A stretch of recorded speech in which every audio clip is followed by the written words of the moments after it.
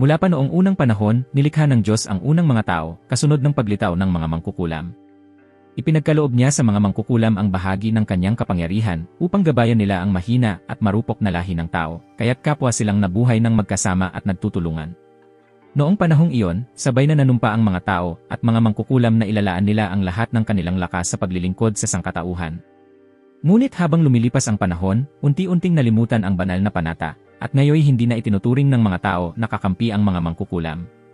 Sa halip, nag-ugat sa kanila ang galit at pagnanais na lipulin ang mga mangkukulam.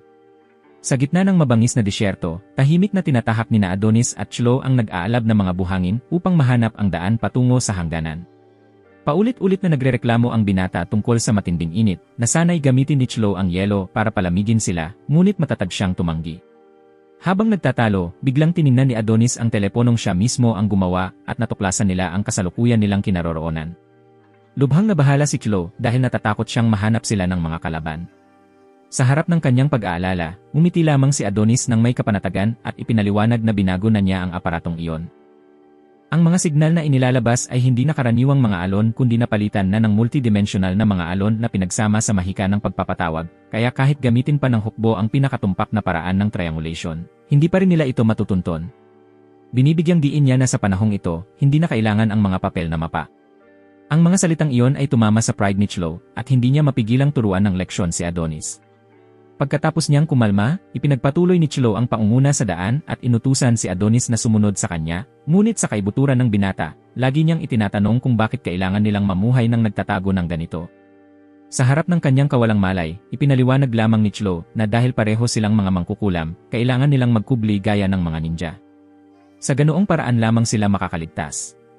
Idinagdag niya na ang pinakamalaking hangarin niya ay makahanap ng lugar na tatanggap sa kanilang pag-iral, habang binibigyan din si Adonis ng pagkakataong matuto at magpatuloy sa pag-unlad.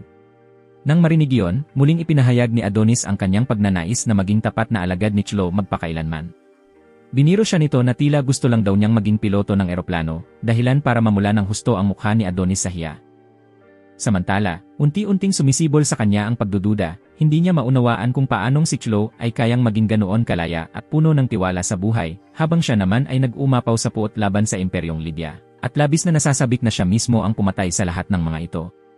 Bago pa man matapos ang kanilang pag-uusap, natuklasan na sila ng mga kalaban at naghanda na itong umatake. Agad na nais ni Adonis na gumanti, ngunit mabilis siyang pinigilan ni Txlo. Tumayo ito sa harapan niya upang protektahan siya at ginamit ang mahika ng yelo upang papurayin ang lahat ng mga kalaban. Agad itong naiulat sa mga nakatataas. Naggitngit si Goth at iminungkahi ng isang tauhan na malaki ang kapangyarihan ng Ice Witch at dapat agad magpadala ng mga karagdagang puwersa. Ngunit bago pa man siya matapos magsalita, agad siyang pinarusahan dahil sa pagkontra sa emperador. Kaagad namang iniutos ni Goth na dalhin ang mga mabibigat na sandata upang harapin si Txlo. Samantala, labis ang inis ni Adonis dahil paulit-ulit siyang pinipigilan ni Txlo na lumaban. Sabi lamang ni Txlo, ang kanyang mahika ay hindi pa hinog at kulang pa upang harapin ang sitwasyong ito. Dahil sa inis sa sinabi, lumikha si Adonis ng napakalaking espada upang patunayan ang kanyang kakayahan. Batid niya ng malinaw na si Txlo ay sa kaibuturan ay ayaw talaga niyang pumatay siya ng kapwa-tao, kaya palagi siyang pinipigilan nito. Ngunit hindi kayang pigilan ni Adonis ang pagnanais na protektahan si Txlo gamit ang sarili niyang lakas. Habang papasok na sa matinding yugto ang labanan, isang kakaibang aparato ang natapos sa pag-synchronize ng data. Agad na isinagawa ang teleportasyon sa espasyo at dinala sila diretsyo sa gitnang plaza ng kabisera. Doon, nagsasalita si Goth sa harap ng napakaraming tao. Ikinuwento niya na mula pa noong unang panahon, umaasa ang mga tao sa mga mangkukulam para mabuhay, ngunit dahil dito, nabuhay ang sangkatauhan ng walang dangal.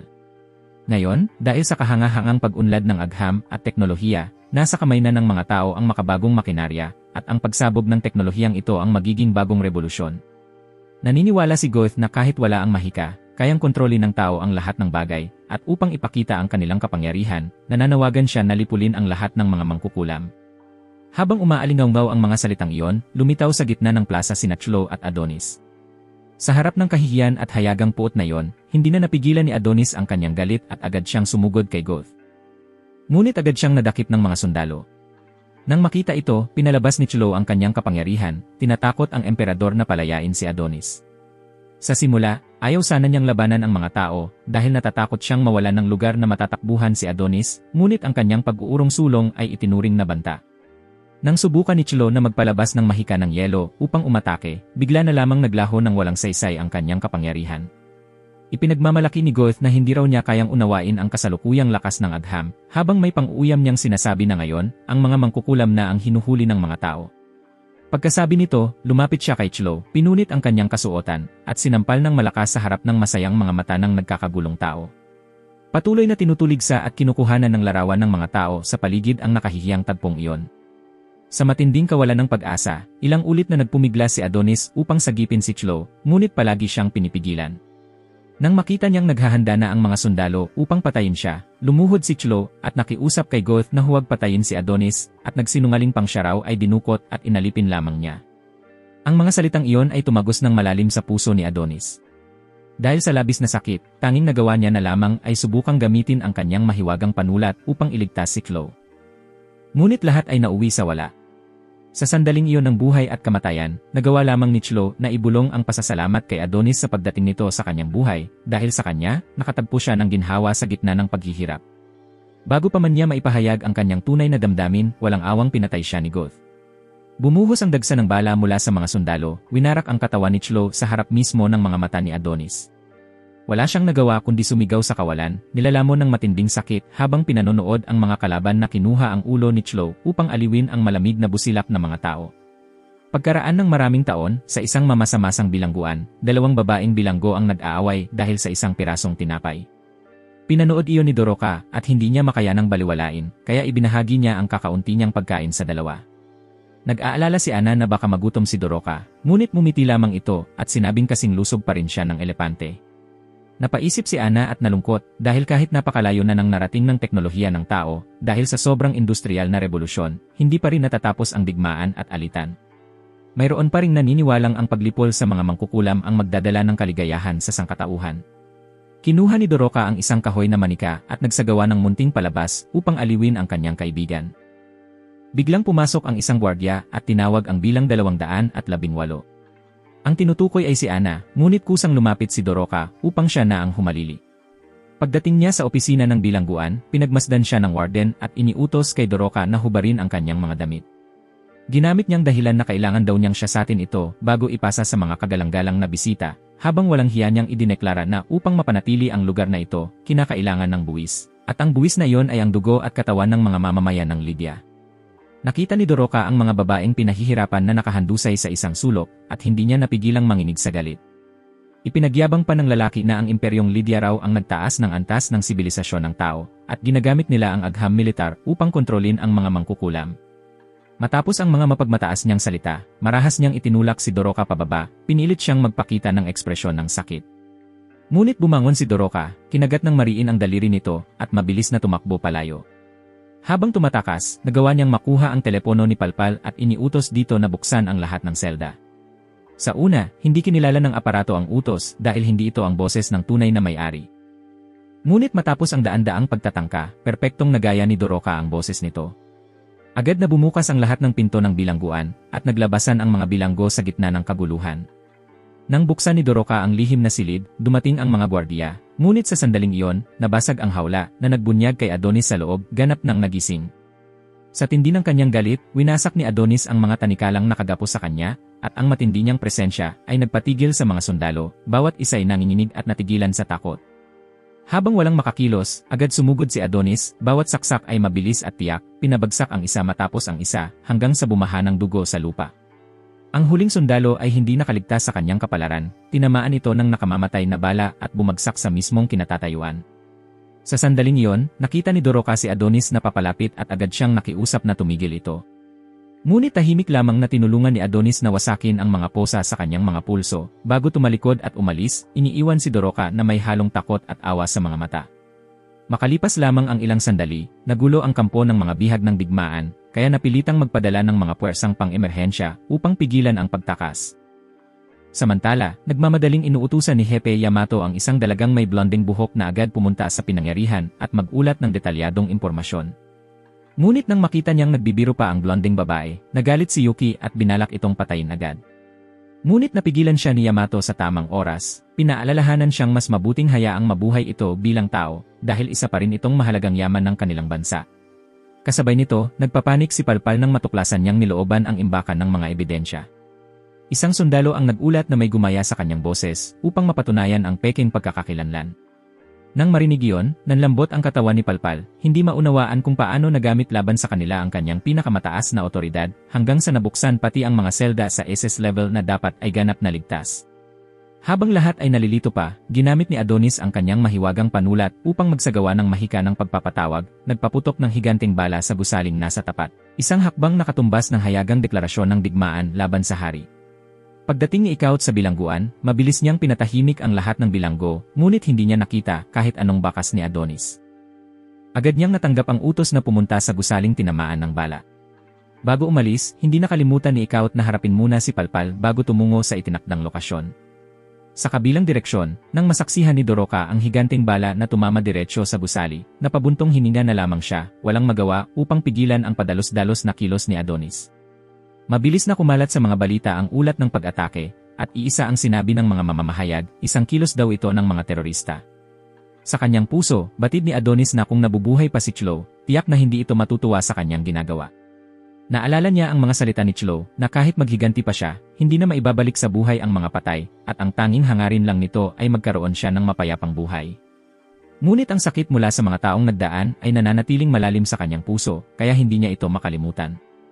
Binaliwala niya ang lahat ng babala at muling ginamit ang kanyang mahiwagang panulat upang lumikha ng isang dambuhalang robot na pinangalanan niyang Grand. Sa takot, tumawag sa opisina ng pamahalaan ang mga mamamayan, ngunit sa simula, hindi sila pinaniwalaan, iniisip na imposible naman talagang mayroong higante. Doon lamang naniwala ang opisyal ng isang kotse ang sumalpok sa pinangyarihan at ang driver, sa gitna ng pagkataranta, ay nagsabing nakakita siya ng isang higante, kaya nang masaksihan mismo ng opisyal ang tagpo, agad niyang kinumpirma ang katotohanan. Samantala, kinokontrol ni Adonis si Grand upang diretsyo itong magtungo sa kastilyo ni Goth. Mabilis na nakarating ang masamang balita kay Yamato, na agad namang nag-utos sa hukbo na unahin ang pagtatanggol sa ika-4 na linya, habang naglalabas ng mga puwersang panghimpapawid. Dahil kung sumiklab ang labanan sa mainit na sona, kailangang agad magpalabas ng mga impanterya at mga tangke. Namangha si Yamato nang makita ang higanting Grand na gumagalaw ng napakakinis. Napansin ni Yuki na nawawala si Adonis at iminungkahi niyang ang robot ay maaaring kinokontrol sa pamamagitan ng mahika. Pagkarinig nito, agad na nagtanong si Yamato sa kanyang mga tauhan tungkol sa aparato ng pagkansela ng mahika at nalaman niyang ito ay kasalukuyang nakaimbak sa ilalim dagat na himpilan ng mga submarino. Walang pag-aatubili, agad niyang iniatas kay Yuki ang misyon na kunin ang aparatong iyon. Bawat hakbang ni Grand ay nagpapayanig sa lupa. Ang matatangkad na gusali sa dinadaanan ay mabilis na nagiging mga guho, dahilan upang magtakbuhan ang mga tao sa labis na takot. Agad namang naglunsad ng mga kanyon ang linya ng depensa B upang umatake. Ngunit ang mga bala ay tumalbog dahil sa mahiwagang kapangyarihan ni Adonis. Hindi pa siya nakontento, inihagis ni Grand ang higanteng kamao nito, giniba ang mga gusali, at winasak pati ang hanay ng mga kanyon. Sa nakalipas na 10 taon, ikinulong si Adonis sa isang silid ng walang katapusang simulasyon, kung saan kinailangan niyang tuklasin ang pinakamabisang paraan ng paglipol. Sa panahong iyon, natutunan niyang tulungan ang mga karaniwang tao na gumamit ng mahika sa pamamagitan ng mahika ng pagpapatawag. Lubos niyang nauunawaan ang mekanismo ng mahika at ginawang pormulang pangmatematika gamit ang kanyang natatanging panulat. Kung wala ang gabay ng isang mahusay na guro, hindi sana niya narating ang ganitong antas. Itinuturing ni Adonis na lahat ng mamamayang nakikinabang sa Imperyong Lydia ay mga kasabwat ni Goth, kaya't patuloy siyang nagsagawa ng 2 karagdagang uri ng mabibigat na sandata at sinimulan ang pagpatay. Gayunman, wala siyang nadamang kasiyahan sa kanyang puso, tanging mas matinding paghihirap lamang. Nang matuklasan ni Ikaut ang kinaroroonan ni Adonis, agad niya itong iniulat kay Yamato, dahilan upang agad itong magpadala ng mga puwersang panghimpapawid para sa biglaang pag-atake. Napakalakas ng puwersang umaatake na maraming gusali ang nagsunuran sa pagbagsak. Sa isang napapanahong paglusob, may dumating upang iligtas, at mabilis na ipinasa ang batang lalaki sa iba upang alagaan, bago tumakbong mag-isa upang harapin si Adonis. Gayunman, dahil sa munting pagkakamali, nilapitan si Doroka ng kaaway at pinahirapan hanggang sa halos maubos ang lakas. Habang nagaganap ang kaguluhan sa labas, nakaupo pa rin si Goth sa kanyang palasyo. Sa kabila ng mga mararahas na ingay, pinakalma pa rin siya ng Emperatrice, sinasabing ligtas pa rin ang bansa. Ngunit biglang umubo ng dugo si Goth at napagtantong wala ng lunas ang kanyang karamdaman. Sa kanyang huling pag-iisip, inakala niyang sumpa ito, ngunit tumanggi pa rin siyang magsisi dahil ipinagmamalaki pa rin niya ang pagtatatag ng isang sibilisasyong lubos na teknolohikal at ang paglipol sa lahat ng mga mangkukulam. Naniniwala pa rin siya na ang mga tao ay tunay na uunlad lamang kapag tuluyang nawala ang mga mangkukulam. Sa labas, iniulat ng isang sundalo kay Yamato na may mga sibilyang papalapit kay Adonis. Habang handa na siyang tapusin ang taong iyon, biglang lumitaw si Doroka, taimtim na nakikiusap kay Adonis na tumigil dahil ayaw na niyang masaksihan pa ang pagdanak ng inosenteng dugo. Ngunit agad na pinulbos ni Adonis ang kalaban sa harap mismo ni Doroka, na para bang gustong patunayan na walang saysay ang awa. Luha ang sinabi ni Doroka na tiyak na hindi gugustuhin ni Chlo ang mga malupit na bagay na ginagawa niya. Pagkarinig nito, naggitngit si Adonis, iniisip na nagpapaliban lamang si Doroka habang hinihintay dumating ang mga kalaban. Sumigaw siya, nilait ang mga tao, sinasabing palaging madumi ang kanilang mga pakana, katulad noong 10 taon na ang nakalipas. Nang ibunyag ni Doroka na isa rin siyang mangkukulam, lalo pang nabaliw si Adonis dahil para sa kanya, matagal nang naubos ang mga mangkukulam. Nagpumilit si Doroka na ipaliwanag na nakaligtas pa rin sila sa panghuhuli, at taimtim na sinabing narito siya upang iligtas si Adonis na kailangan niya ang alaala ni na Adonis at Chlo upang muling buhayin ito. Ngunit bingi si Adonis sa lahat ng iyon habang itinataas niya ang kanyang sandata upang tapusin si Doroka. Ngunit nang makita niya ang mukha nito, bumalik sa isip niya ang mga alaala ni Chlo, dahilan upang hindi niya maituloy ang pag-atake. Sumidhi ang sakit sa kanyang dibdib, at napahagulhol si Adonis, hirap na nagtanong kung totoo ba ang mga sinabi ni Doroka. Habang naghahanda si Doroka na dalhin si Adonis palayo, biglang lumitaw si Ekaut at malamig na ibinaon ang nakamamatay na palo sa katawan ni Doroka. Maraming taon na ang nakalipas, nasaksihan ni Doroka ang nakapanghihilakbot na tagpo kung saan malupit na pinaslang ng mga tao ang kanyang lahi. Hindi niya maunawaan kung bakit kailangang lipulin ng mga tao ang mga mangkukulam, gayong wala naman silang ginawang masama. Sa gitna ng kawalan ng pag-asa, nais sanang gamitin ni Doroka ang mahika upang iligtas ang lahat. Ngunit dahil sa makinang pumipigil sa mahika, tuluyan siyang nawalan ng kapangyarihan at hindi nakagamit ng anumang abilidad. Noon, naniwala si Mia na si Ophelia lamang ang makakaalam ng dahilan sa likod ng lahat, kaya inutusan niya si Doroka na umalis at mag-ulat pabalik. Ibinigay ni Mia ang direksyon, sinabing sa pagsunod sa bituing tinatawag na Celestial Revelation, ay matatagpuan niya ang kastilyo ni Ophelia, sa tinig na puno ng pag-aalala at matatag na loob. Pinilit ni Mia na kumbinsihin si Doroka na umalis agad, habang siya mismo ang nagboluntaryong maiwan upang pigilan ang mga sundalong tao. Sa huli, gaya ng inaasahan niya, nahuli si Mia ng mga kalaban at pinatay sa mismong lugar. Sa kasalukuyan, sugatan ng malubha si Doroka matapos ang napakaraming laban. Sa huling mga sandali ng kanyang buhay, sinubukan ni Doroka na magbigay ng ilang huling habilin kay Adonis, ngunit bago pa man niya matapos, dumating na ang mga kalabang determinadong puksain silang dalawa. Sunod-sunod ang matitinding putok ng mga bala na ibinuga nila kay Adonis. Ngunit agad na napigilan ng matibay na kalasag na nilikha niya ang lahat ng iyon. Hindi siya tumigil doon, gumamit siya ng spell ng pagbabaliktad, dahilan para bumalik agad ang lahat ng bala at tumama sa mga sundalo mismo. Pagkatapos noon, lumitaw si Ekaut at agad siyang pinaputukan mula sa malayong distansya. Ngunit madali lamang na na-neutralize ni Adonis ang lahat ng kanyang mga atake. Hindi nag-aksaya ng sandali ang binata, gumanti siya gamit ang pinakamataas na antas ng spell ng pagbabaliktad na diretsong tumama kay Ekaut. Punong-puno ng kumpiyansa ang kanyang puso, naniniwalang walang kapantay ang mahika kumpara sa kapangyarihan ng tao, at idineklara niyang lilipulin niya silang lahat, upang maranasan nila ang parehong kawalan ng pag-asang minsan nang naranasan ni Chlo. Samantala, natagpuan na ni Yuki ang makinang pumipigil sa mahika. Labis siyang nasasabik, naniniwalang sa pagkakataong ito ay makakatulong na siya kay Yamato. Ngunit sa sandaling iyon, biglang lumitaw si Theta at agad na namagitan, sinasabing hindi maaaring paganahin ni Yuki ang makinang iyon. Mabilis na tinawagan ni Yuki si Yamato at iniulat ang lahat ng kakarinig pa lamang niya. Ayon kay Theta, totoo ngang nakatulong ang agham sa pagbibigay liwanag sa maraming larangan ng sangkatauhan, ngunit napakarami pa ring bagay na hindi nito kayang abutin, at kabilang dito ang uri ng partikulong nalilikha mula sa pagkansela ng mga photon ng mahika. Ang ganitong uri ng partikulo ay may kakayahang magdulot ng pagkasira ng mga selula ng tao. Pagkarinig nito, naalala ni Yamato na 10 taon na ang nakalipas, maraming sundalong lumahok sa pangangaso ng mga mangkukulam ang tinamaan ng kakaibang sakit na yon. Binigyang diin ni Theta na bagaman kulang pa ang mga ebidensya, matibay ang paniniwala niyang may napakalubhang epekto sa katawan ng tao ang siyentipikong partikulong iyon. Ang higit na ikinagulat ni Yamato ay ang katotohanang itinago pala sa kanya ang lahat ng ito, hindi man lang siya kailanman ipinaalam. Sa kasalukuyang mundo, wala nang mga mangkukulam upang pagalingin ang kalikasan, at hindi na rin sapat ang linis ng hangin upang salain ang mga nakalalasong sinag. Kaya kung malalantad ang mga tao sa malaking dami ng mga partikulong iyon, mabilis na maglalaho ang kanilang mga katawan na tila nagiging alikabok. Naalala rin ni Theta na maraming taon na ang nakalipas, minsang tumayo ang hari sa harap ng makinang ito upang magsalita. Bilang resulta, naging lubhang malala ang kanyang karamdaman. Nakaramdam ng kawalan ng magawa si Yamato, dahil sa labas, patuloy pa ring nagwawala si Adonis sa walang habas na pagpatay. Bagaman alam ni Yuki na napakadelikado ng makinang iyon, matatag pa rin siyang tumakbo upang paandarin ito. Wala nang nagawa si Theta kundi utusan ang lahat na lumikas, habang siya naman ay agad na humabol. Ngunit huli na ang lahat. Habang nakangiting mayabang si Adonis, ninanamnam ang kanyang tagumpay, hindi sinasadyang mahulog ang kanyang mahiwagang panulat na balahibo. Agad na tinanong ni Yamato si Theta kung ano ang nangyari, ngunit itinago niya ang katotohanan, pinayuhan lamang itong ituon ang pansin sa paglipol ng kalabang nasa harapan nila.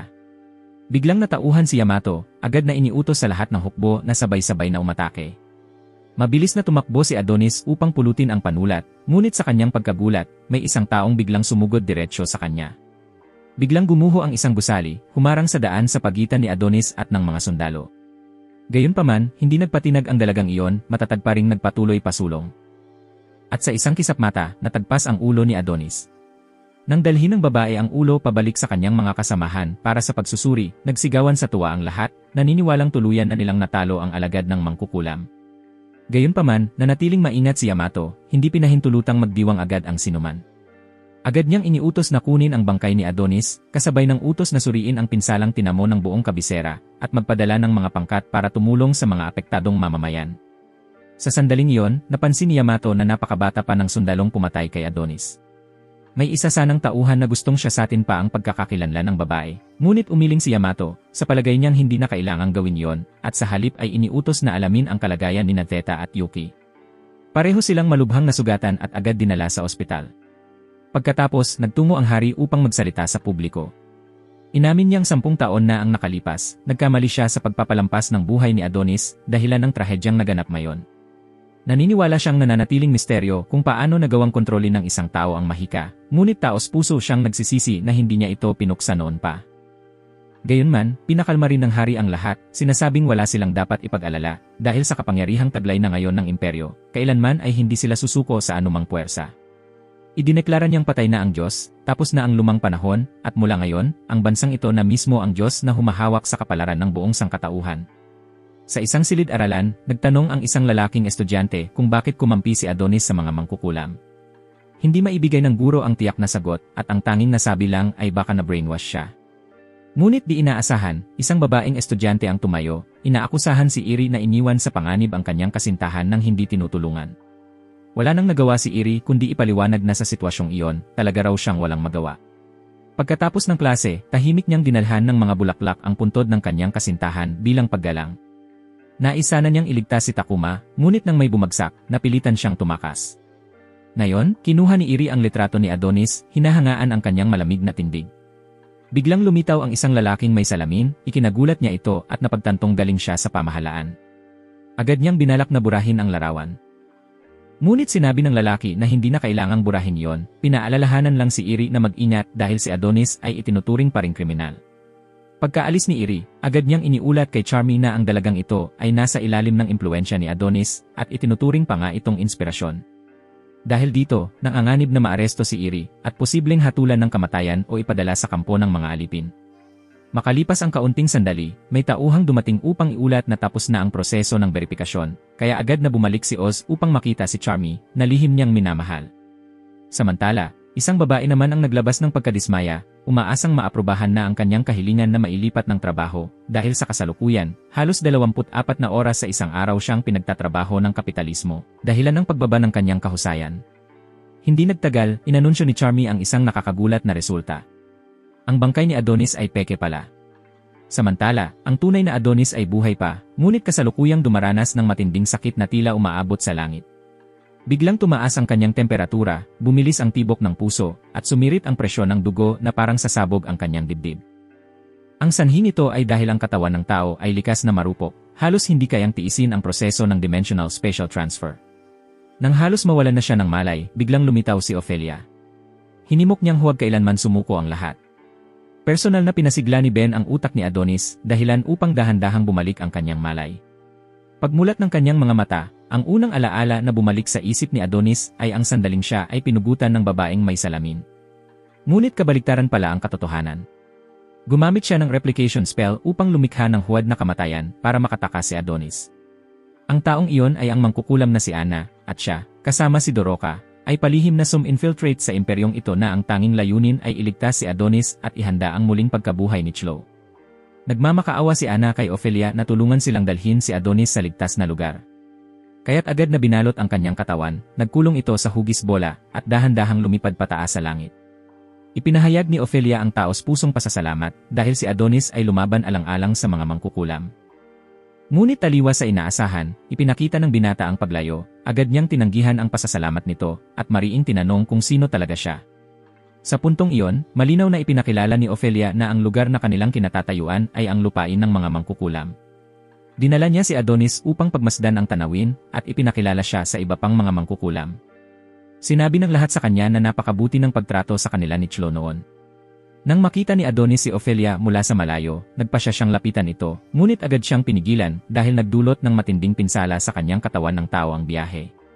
Samantala, ikinuwento ni Ophelia na si Chlo ay isang mangkukulam na parehong makapangyarihan at mabait. Bagaman dala niya ang elemento ng yelo, naglalabas siya ng init na parang araw, dahilan upang hangaan siya ng sinumang makasalamuha. Sa kasamaang palad, pinalaya si Chlo mula sa lupain ng mga mangkukulam. Nang marinig ito, agad na tumutol si Adonis, sinasabing walang nagpalayas kay Chlo, kundi siya mismo ang umalis. Ang dahilan ay nagturo siya ng mahika sa mga tao, isang bagay na ipinagbabawal. Hindi ito kailanman sinabi ng malinaw ni Chlo, ngunit dahil matagal na silang magkasama, madaling naunawaan iyon ni Adonis. Ipinaliwanag ni Ophelia na ang mahika ay ang walang halagang kaluluwa ng mga mangkukulam, patunay ng pagkakaibigan at debosyon na ipinagkaloob ng Diyos upang gabayan ang sangkatauhan. Noon pa man, ipinagbabawal sa mga mangkukulam na magturo ng mahika sa mga tao, ngunit pinili pa rin ni Chlo na gawin yon, at kinuha si Adonis bilang kanyang mag-aaral. Nang pakiusapan siya ng ibang mga mangkukulam na sumuko, yumuko lamang siya bilang paghingi ng tawad at matatag na nanindigan sa kanyang desisyon. Matapos alalahanin ang mga alaala, ipinakita ni Ophelia ang mahiwagang pluma. Pagkakita rito, agad na nagpanik si Adonis, tumakbo siya palapit, ngunit nadapa bago niya ito mahawakan. Naalala niya na minsang inilarawan ni Chlo ang pluma bilang pinalamutyan ng mga alon, nilagyan ng mga mata ng pulang dragon, at may nakakabit na mga balahibo ng phoenix. Lahat ng iyon ay naglalaman ng napakalakas na kapangyarihang mahikal. Ibinabalik iyon ni Ophelia sa kanya, habang inihihinuha na si Chlo mismo ang gumawa ng regalong ito. Nang marinig ni Adonis na matutulungan siya nitong buhayin muli si Chlo, tila nabunutan siya ng tinik sa dibdib. Sa sandaling iyon, tumingala siya at hindi sinasadyang nakita ang daigdig. Ipinaliwanag ni Ophelia na ang lugar na ito ay tinatawag na tahimik na bituin, kung saan nagkubli ang mga mangkukulam nitong nakaraang 10 taon upang mapanatili ang kanilang mga buhay. Idinagdag niya na minsang pinalaya ng agham ang kalikasan ng tao, ngunit dahil nais ng Diyos na limitahan ang lawak ng kanilang pananaw, nilikha niya ang mundo sa anyong bilog. Patuloy niyang ginabayan si Adonis upang dalawin ang mga libingan ng mga mangkukulam na nasawi. Ipinaliwanag ni Ophelia na madalas itali ng mga tao ang kanilang sarili sa mga hungkag na kasabihan, gaya ng pinakamadilim bago sumikat ang araw, o ang kabaligtaran ng pag-ibig ay kawalang pakialam. Ngunit iba ang realidad. Habang papalapit sa bukang liwayway, lalo itong nagliliwanag, at ang kabaligtaran ng pag-ibig ay hindi kawalang pakialam, kundi puot. Ginamit ng hari ang mga ganitong kaisipan upang ipakalat ang paniniwalang ang mga mangkukulam ang dahilan ng pagbagsak ng sangkatauhan. Pagbalik nila, dinala ni Ophelia si Adonis sa punong nito, ang sagradong puno ng buhay ng mga mangkukulam. Ito ang unang pagkakataon na nasilayan niya ito, dahil bihirang pag-usapan ni Chlo ang lugar na ito. Dahil isang kasarian lamang ang mga mangkukulam at walang konsepto ng mga kasintahan, ang punong nito ang pinagmumulan ng kanilang buhay. Ito rin ang huling punong dinala mula sa mundo, sapagkat sinunog ng mga tao ang lahat ng iba pa. Ang punong nito ay may kakayahang kontrolin ang pagsilang at muling pagkabuhay ng mga mangkukulam. Tumingala si Adonis at sandaling nasilayan ang isang nilalang na kamukhang-kamukha ni Chlo, ngunit ipinaliwanag ni Ophelia na iyon ay isang mangkukulam na naghihintay pang ipanganak. Idinagdag niya na ang mahika ay ang pagsasakatuparan ng idealistikong kaisipan sa material na mundo.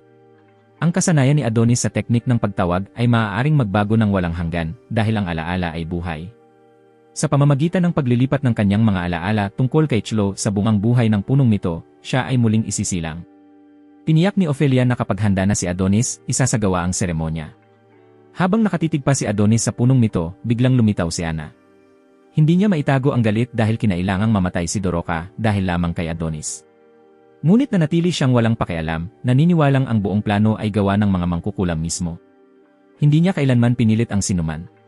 Napasigaw si Ana, inaakusahan ang mga tao na masyadong makasarili at iniisip na maaari nilang gamitin ang punong nito upang muling buhayin si Chlo ng paulit-ulit. Malinaw na nauunawaan ni Adonis na ang dahilan ng pagliligtas sa kanya ng mga mangkukulam ay dahil sa mahiwagang pluma. Noon pa man, ibinunyag na rin ni Doroka na layunin ng mga mangkukulam na pagsamantalahan si Chlo. Tinanong niya kung dati bang kayang mamuhay ng maayos ng mga mangkukulam sa kalawakan nang hindi nangangailangan ng proteksyon. Bakit pa nila kailangang magtayo ng kasimbonggang lugar na gaya nito? Sa huli, ito ay isang dambuhalang kulungan lamang para sa mga tao. Dinukot ng mga mangkukulam ang mga tao rito sa pamamagitan ng dimensional spatial displacement, pinilit silang matutong gumamit ng teknik ng pagtawag at ginawang mga kasangkapan sa pakikipaglaban. Ang dahilan ay dahil nasa bingit na ng pagkalipol ang pangkat ng mga mangkukulam, kaya't ginagawa nila ang lahat upang labanan ang mga tao. Naisip ni Adonis na si Chlo lamang ang makakalikha ng mahiwagang pluma, kaya't lahat ng layunin ay nakatuon sa kanyang muling pagkabuhay. Iminungkahi ni Ana ang pakikipagtulungan dahil hindi niya matatanggap na mauwi sa wala ang sakripisyo ni Doroka. Sumang-ayon si Adonis na siguradong bubuhayin niyang muli si Chlo, ngunit binigyang diin din niya na kung susubukan siyang manipulahin ng mga mangkukulam, mananatili silang magkaaway. Pagsapit ng gabi, ginanap ang seremonya sa punong nito. Sinimula ni Adonis ang paggamit ng pagtawag sa alaala, inililipat ang mga ito sa bungang buhay. Bawat alaala ni Chlo ay malinaw na lumitaw, mula sa mga sandaling binabasa nila ang mga pangalan ng konstelasyon ng magkasama, hanggang sa sandaling likhain ni Chlo ang konstelasyong Adonis para lang asarin siya. Ngunit kalaunan, hindi na nga niya maalala na siya mismo ang bumuo noon. Naalala ni Adonis na minsang aksidente niyang nakita ang katawan ni Chlo na puno ng sugat, at napagalitan siya bilang isang manyakis, dahilan para mamula siya sa hiya. Minsan pa nga'y pinaalalahanan niya si Chlo na maligo agad kung hindi ay matutunton sila ng mga kalaban. Isang beses, biglang napahagulgol si Chlo, mahigpit na hinawakan ang kamay niya, at hirap na nagpasalamat, sinabing kung wala si Adonis, matagal na sana siyang sumuko. Sa kasalukuyan, habang inilipat ni Adonis ang mga alaala sa punong nito, umiiyak niyang ipinahayag ang pagmamahal niya kay Chlo, naniniwalang sa wakas ay babalik na ito. Ngunit sa nakakagulat na pangyayari, ang muling nabuhay ay hindi si Chlo, kundi si Doroka. Pinili ni Adonis na buhayin si Doroka imbes na si Chlo, dahil sa kaibuturan niya ay ayaw na niyang maranasan pa ni Chlo ang mas matinding pagdurusa. Kaya ginamit niya ang kapalit na mahika upang baguhin ang naunang formula at pinilit ang sarili na gawin ang desisyong buhayin si Doroka, habang inaalis na rin ang bigat ng pagkakautang niya rito. Pagmulat ni Doroka, labis siyang nagulat nang makita ang lahat na naroon. Bigla niyang napagtanto na wala siyang kahit anong kasuotan sa katawan, kaya dali-dali siyang humingi ng tawad kay Adonis. Mabilis naman siyang binigyan ng binata ng damit at mariing sinabi na simula ngayon, wala na silang utang na loob sa isa't isa. Pagkarinig nito, nagpahayag ng pagkadismaya si Ophelia, sinabing pinagsikapan pa nilang iligtas si Adonis at ginugol ang kanilang lakas para gamutin siya. Ngunit ang naging resulta ay hindi si Chlo, kundi si Doroka lamang. Maraming mangkukulam ang nagalit kay Adonis dahil sa hindi niya paggalang sa kanyang guro. May ilan pang nagsuspetsa na binigyan siya ni Doroka ng gayuma. Mariin itong itinanggi ni Adonis at sinabing siya mismo ang gumawa ng desisyong iyon. Pagkatapos niyang magsalita, bigla siyang lumikha ng napakalakas na pagsabog upang sunugin ang punong nito. Dahil sa mga pagyanig at liwanag na nagmula rito, natunto ni Yamato ang kanilang kinaroroonan at agad siyang tumawag ng hukbo. Ipinahayag ni Adonis na sinadya niyang anyayahan ito sa sementeryong ito upang tuldukan kung sino ang mananalo o matatalo. Bigla namang gumamit si Ana ng bagyong mahika upang patayin ang apoy at mailigtas ang punong nito. Ngunit sa isang iglap, biglang umatake ang isang sundalo, dahilan para tuluyang lumipad ang ulo ni Ana. Agad na inutusan ni Ophelia si Maja na gumamit ng pagpapalakas na mahika upang pataasin ang lakas ng lahat ng mangkukulam at makipaglaban hanggang kamatayan sa kalaban. Ipinatawag ni Adonis ang kanyang teknik ng pagsasamo, ngunit nilapitan siya ni Yamato at iniwanan ng marka sa kanyang mukha. Gayunman, mabilis niyang kinuha ang baril at gumanti ng atake. Walang tigil na nagpaputok ng bala ang binata kay Yamato. Ngunit dumating si Doroka at pinigilan siya. Sa sandaling iyon, ginamit ng mangkukulam na may kulay rosas na buhok ang mahikang hiyas upang protektahan ang kanyang mga kasamahan. Tinawag ni Dakiya ang Diyos Serpiente upang puksain ang mga sundalo, habang ginamit naman ni Diana ang mahikang manika. Pagkatapos, ginamit ni Ophelia ang pisikal na manipulasyon upang itaas sa ere ang lahat ng mga sundalo. Bagaman sinubukan nilang gumanti ng putok, napilipit ang mga bala. Nang mapagsama-sama na sila ni Ophelia sa isang dambuhalang bola, agad niya silang pinulbos. At habang tila panalo na ang mga mangkukulam, bigla namang dumating ang ikalawang hukbo na nagdulot ng malubhang kaswalti. Habang nagaganap ito, minamasdan ni Theta ang lahat ng pangyayari nang siya ay tanungin. Itinanong ng matanda kung bakit may mga mangkukulam pa, gayong dapat ay tuluyan na silang naglaho. Ipinakita ni Theta ang isang prototipong kagamitang pang-teleport na may kodigong .89. Ipinaliwanag niya na dahil nagkaroon ng bagong bersyon, itinapon sa kalawakan ang lumang prototipo kasabay ng kampanya sa paglipol ng mga mangkukulam maraming taon na ang nakalipas. Sa kasamaang palad, natagpuan ng mga mangkukulam ang kagamitang iyon at ginamit ang agham ng tao upang makatakas patungo sa kalawakan, saka nagtayo ng mga estruktura sa buwan upang magkubli, na naging dahilan kung bakit mahirap silang matunton ng mga tao. Naggitngit ang nakatataas dahil inihayag na niya sa publiko na tapos na ang digmaan laban sa mga mangkukulam. Ngayon, dahil sa katotohanang nabunyag, nabahiran siya ng hindi mapapawing dungis. Kahit pa ipapatay si Theta, hindi pa rin mabubura ang pagkakamaling iyon. Agad na sinigawan ng pinuno ng intelihensya ang nakatataas na tumahimik at tutukan ang paghawak sa emerhensya. Samantala, dinalaw ni Yamato si Yuki na nakahiga sa loob ng salaming silid habang nagpapagaling. Matagal na siyang kasama ni Yamato at isa sa mga pinakabatang umabot sa posisyon ng katulong na direktor. Kaya't mas lalo siyang nasaktan nang maalala ang pangakong binitiwan ni Theta na ililigtas si Yuki, ngunit naging labis na malupit ang kinalabasan, kaya ibinuhos ni Yamato ang lahat ng sisi kay Adonis. Pinisil niya ng mahigpit ang kanyang kamao, itinaas ang lakas ng kanyang braso sa 500, saka tumindig at hinamon si Adonis ng duelo. Nang hindi na nag-aksaya ng oras, sumugod si Yamato at inihagis ang isang suntok na layuning mabali ang panga ng kalaban. Habang naglalaban, tinawag niya itong isang kasuklam-suklam na erehe. Idineklara niyang kapag natapos ang labang ito, aalis siya upang hanapin ang isang payapang lugar na matitirahan kasama si Yuki. Pagkasabi nito, ginamit niya ang aninong hiwa upang tagusin ang sakit ng mga mangkukulam. Tumagos ang matalim na talim ng espada, dahilan upang maputol sa kalahati ang katawan ni Doroka. Sa kabutihang palad, ginamit ni Ana ang kanyang kapangyarihang replikasyon sa tamang oras upang mailigtas siya, ngunit kailangang isakripisyo ang sarili, na labis na nagdulot ng dalamhati kay Doroka. Nais marinig ng punong himpilan ang ulat, ngunit nagulo ang signal ng video. Nang masaksihan ni Doroka ang pagbagsak ng kanyang mga kasama sa dagat ng dugo, desperado siyang nakiusap sa kanilang dalawa na tumigil na. Ngunit iniulat ni Yamato na halos nalipol na niya ang lahat ng mga mangkukulam at kailangan na lamang pabagsakin si Adonis upang matapos ang lahat. Pagkarinig nito, nagbato si Adonis ng apoy na mahika at sumugod para sa harapang labanan. Pinataas niya ang lakas ng kanyang braso, saka ibinigay ang isang napakalakas na suntok na labis na nakasugat kay Yamato, ngunit nagawa pa rin ng kalaban na buuin muli ang kanyang espada at ipagpatuloy ang pakikipaglaban. May paghamak na inisip ni Adonis na umaasa lamang si Yamato sa mga mumurahing pakana. Sa panig ng mga mangkukulam, masakit nilang natanto na ang huling puno ng mito ay nasunog na, ibig sabihin ay wala ng mga bagong mangkukulam na isisilang. Sa sandaling iyon, isang mangkukulam na may asul na buhok ang nagpakatatag ng loob, pinayuhan ang lahat na huwag sumuko, kundi magkaisa kasama si Adonis upang wala nang kailangang magbuwis ng buhay. Ngunit bago pa siya makagawa ng anuman, inatake siya ng biglaan at pinaslang ng hukbo ni Yamato. Sa sandaling iyon, lumipat si Yamato sa paggamit ng kuryenteng init, itinapon si Adonis palayo, saka biglang itinarak ang espada diretsyo sa kanyang dibdib. Tinukso niya si Adonis, sinasabing napaka-immature pa nito, ngunit napagtanto niyang nakalikha na pala ang kalaban ng dambuhalang espada at naputol ang kanyang braso. Dahil sa tindi ng sakit, napilitan si Yamato na agad pigilan ang pagdurugo. Tinitigan siya ni Adonis at napagtanto na pareho silang may dalang pagnanais ng paghihiganti. Samantala, ang natitirang mga mangkukulam ay nakaluhod, nakiusap sa mga sundalo na patawarin sila, ngunit nabigo. Unti-unting nanghina si Adonis, patuloy na pinipilit at binubugbog ni Yamato. Sa Science Bureau, abalang sinusubaybayan ng mga tao ang bakas ng magkabilang panig dahil lahat ng kamera ay nasira. Bigla silang nakatanggap ng signal mula sa isang natitirang aparato. Pagkakonekta nila ng imahe sa screen, nakita nila si Yamato na nakatayo roon, matapang na idineklara na nanalo na ang panig ng tao at hiniling na iparating agad sa kanyang kamahalan na lahat ng mangkukulam ay nalipol na.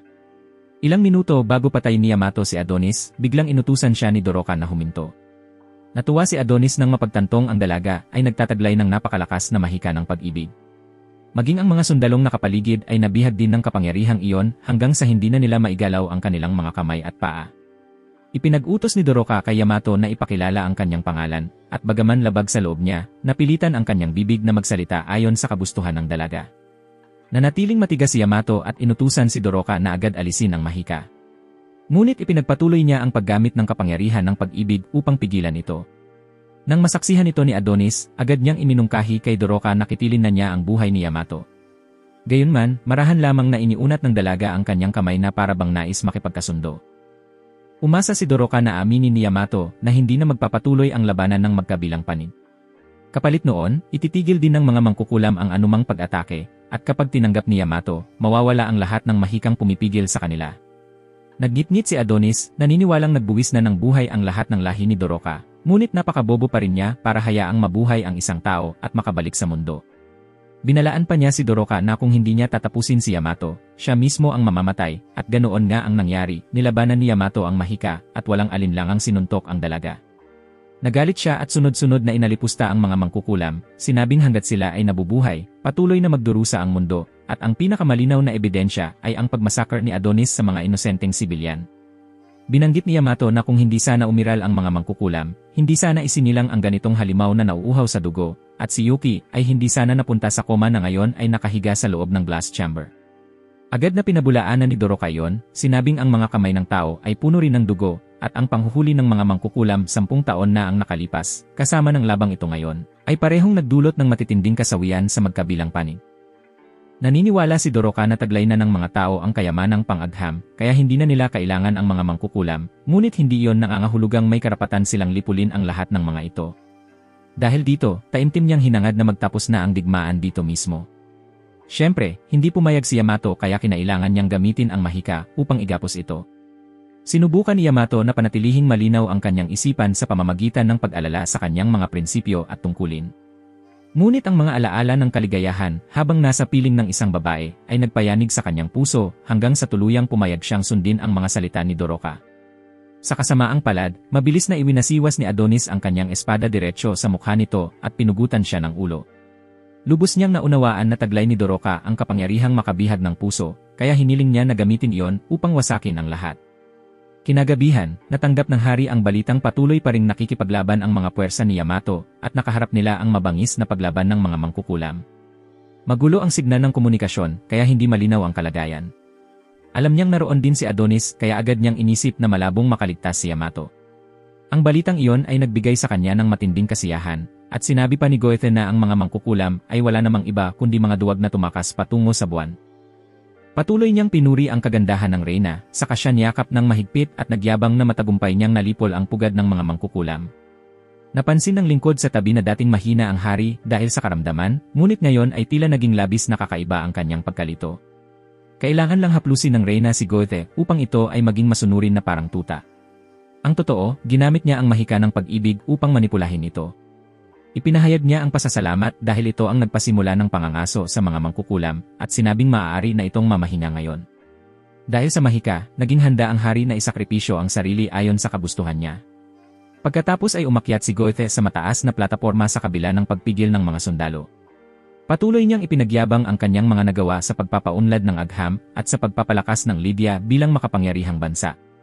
Habang pinagtitibay na lahat ng iyon ay dahil sa mga tagubilin ng reyna.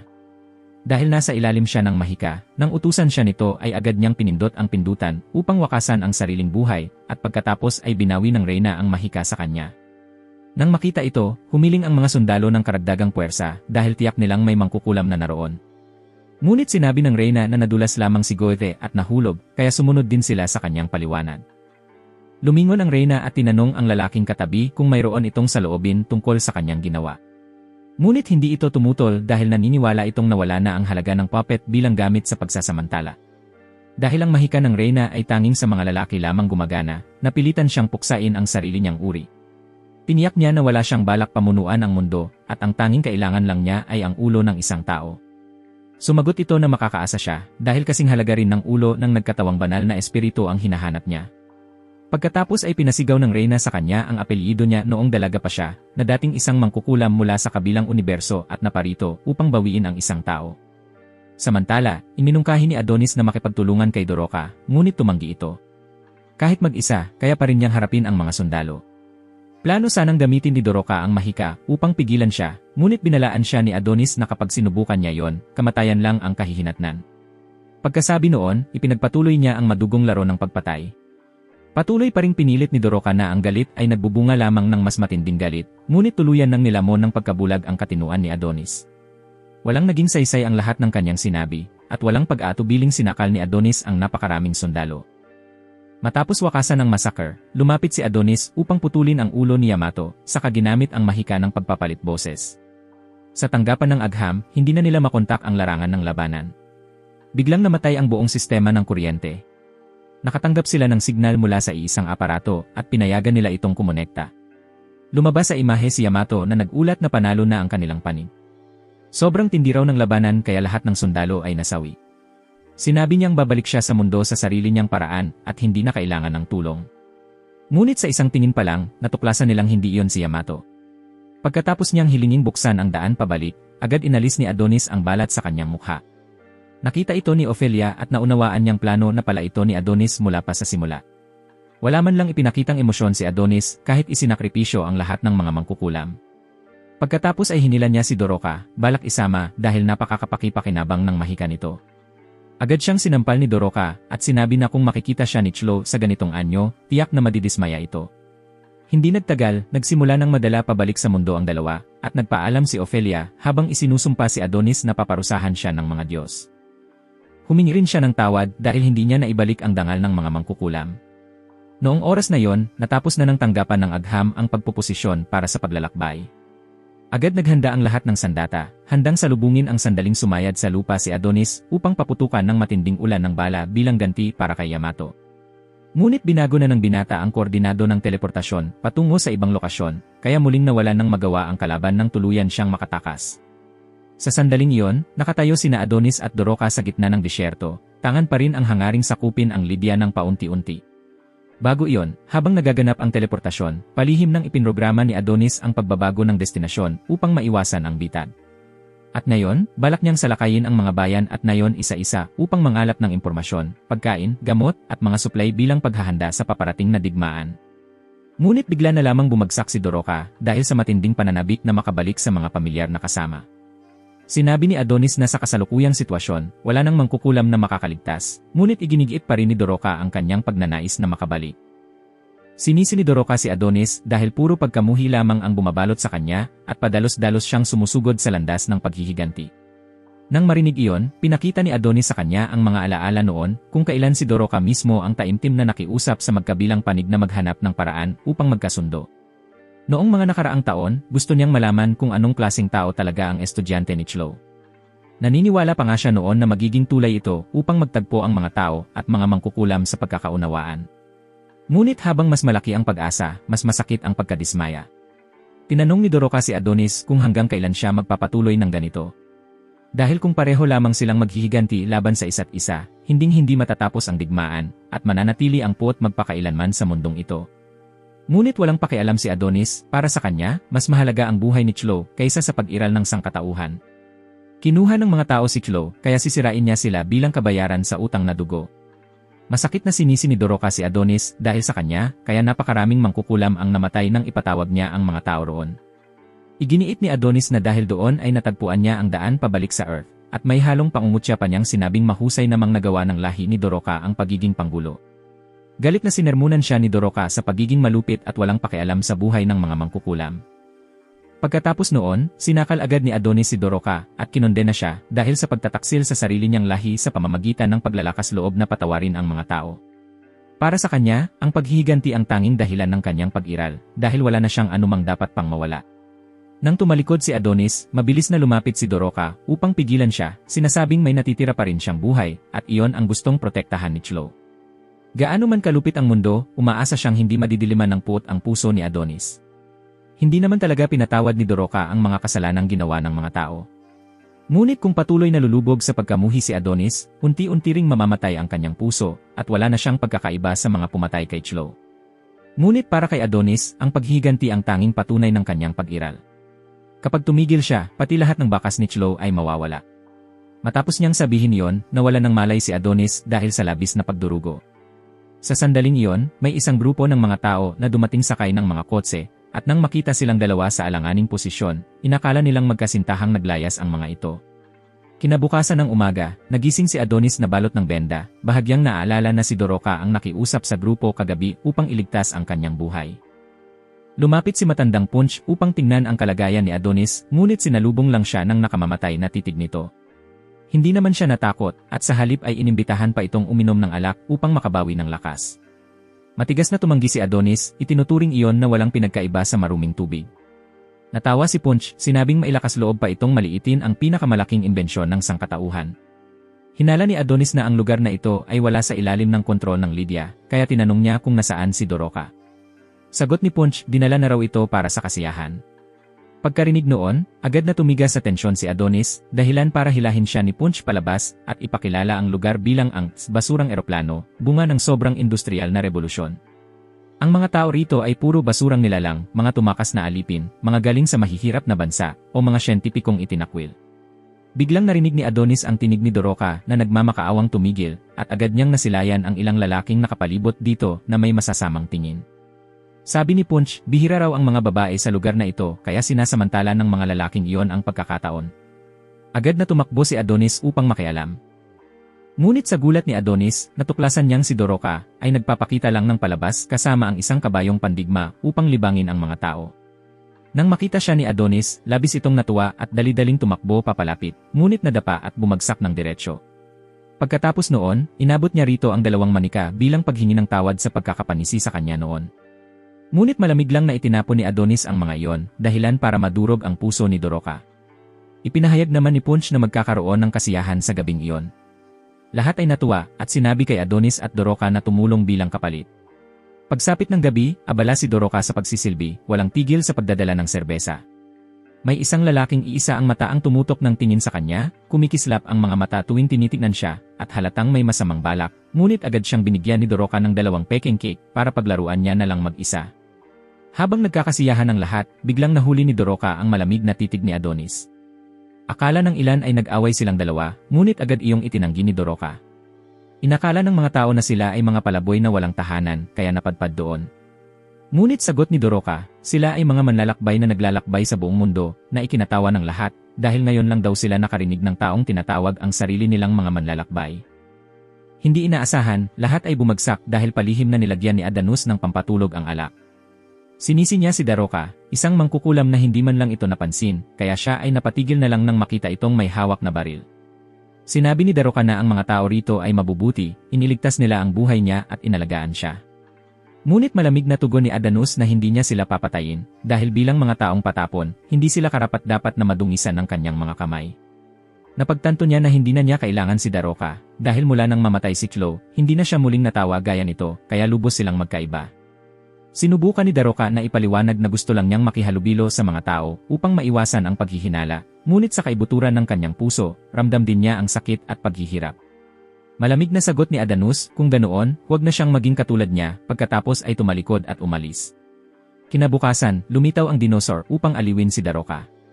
Sinisi ni Punch si Adanus sa pagiging walang utang na loob, sa pag-alis ng hindi man lang nagpapasalamat, at sa pag-abandona pa sa anak ng isang tao. Samantala, biglang naalala ni Adanus ang mga babala ni Doroka. Ang tunog ng isang sasakyan mula sa malayo ay agad niyang ikinabahala. Nakilala ni Punch na si Adonis ay estudyante ni Chloe, dahil ilang taon na ang nakalipas nang siya ay mamatay na sana, sila mismo ang tumulong sa kanya. Nasaksihan din niya ang ugnayan ng dalawa, kaya nauunawaan niya kung bakit kinamumuhian ni Adonis ang buong mundo. Sinabi ni Punch na maaaring tama ang ideal ni Doroka, ngunit kung ang paghihiganti ay mabuti o masama, walang sinumang makakapagpasya, iyon ay nananatiling pagpili ni Adonis. Tungkol naman kay Doroka, ayaw na niyang may ibang magsakripisyo pa. Buo ang kanyang pasya na protektahan siya, anuman ang mangyari. Pagkarinig nito, binigyan siya ni Punch ng warhorse upang habulin si Adonis. Di nagtagal, naabutan ni Doroka si Adonis. Ipinahayag niya ang hangaring samahan nito, naniniwalang kakailanganin siya nito, at pinaalalahanan din na kung mag-isa siyang pupunta, napakadelikado, kaya mas mabuting magkasama silang dalawa upang tulungan ang isa't isa. Nainis si Adonis sa kanya, ngunit sa kaibuturan ng kanyang puso ay bahagyang naantig dahil sa pagpupursige ni Doroka, lalo na't hindi nito alam kung paano pahintuin ang sasakyan. Napilitan siyang habulin ito agad, habang si Punch naman ay nakatayo lang mula sa malayo, tahimik na umaasang hindi pa iyakin ni Adonis ang dalagang iyon. Kasabay nito, sa kaharian ng Lydia, napakasigla ng paligid habang sabik na naghahanda ang mga tao para sa koronasyon ng reyna. Mula sa itaas, tahimik pa ring pinagmamasdan ni Oz ang lahat ng mga kaganapan, naghihintay sa paglapit ng mahalagang sandali. Binanggit ng tagapagsalita si Emperador Goethe na siyang naglatag ng pundasyon para sa dakilang rebolusyong industrial habang pinalalawak ang teritoryo at itinataas ang sibilisasyong pantao sa bagong rurok. Dahil sa kanya, muling nabawi ng sangkatauhan ang kanilang dangal. hindi na nila kailangang umasa sa kapangyarihan ng mga mangkukulam. Sa kasamaang palad, hindi natalo ni Goethe ang mabagsik na karamdaman. Gayunman, ngayong araw, napagdesisyonan ng mga nasasakupan na pansamantalang isantabi ang kalungkutan upang salubungin ang bagong reynang aakyat sa trono. Pagpatak ng itinakdang oras, lumitaw si Dorothea. Ang kanyang unang pagpapakita ay isang kaakit-akit na pagtatanghal ng musika na nakaakit sa lahat, walang sinuman ang nakatakas sa gayong alindog. Samantala, sa ibang lugar, isang grupo ng mga tao ang nakamasid sa pagtatanghal ng reyna na may kaba sa dibdib. Pakiramdam nila ay paparating na ang wakas ng mundo, sapagkat naniniwala silang isang kasumpa-sumpang bagay ang pagkakaroon ng mangkukulam na nakaupo sa trono ng tao. Alam din nila na ginamit ni Dorothea ang agham upang puksain ang sarili niyang uri ng walang pag-aatubili, dahilan upang paniwalaan nilang mas nakakatakot si Dorothea kaysa sa mga naunang propesya. Pagkatapos ng pagtatanghal, nilikha mismo ng reyna ang sarili niyang korona. Tumanggap siya ng masiglang papuri at hindi mabilang na mga komento ng paghanga mula sa lahat ng dako. Sa Waste Plain, pinapanood din ni Shiro ang naturang pagtatanghal. Pakiramdam niya, ang matalik niyang kaibigan noong kabataan ay kumikislap na parang isang diyosa. Ang tunay na layunin ni Shiro sa pagpunta rito ay ang habulin si Adonis dahil sinira nito ang aparato ni Yamato, dahilan upang hindi niya matukoy ang lokasyong gusto niyang puntahan. Dahil dito, lumikha si Shiro ng hindi mabilang na higanteng mga braso upang maghanap ng bakas ni Adonis. Noong panahong iyon, tinatawid nina Adonis at Doroka ang disyerto.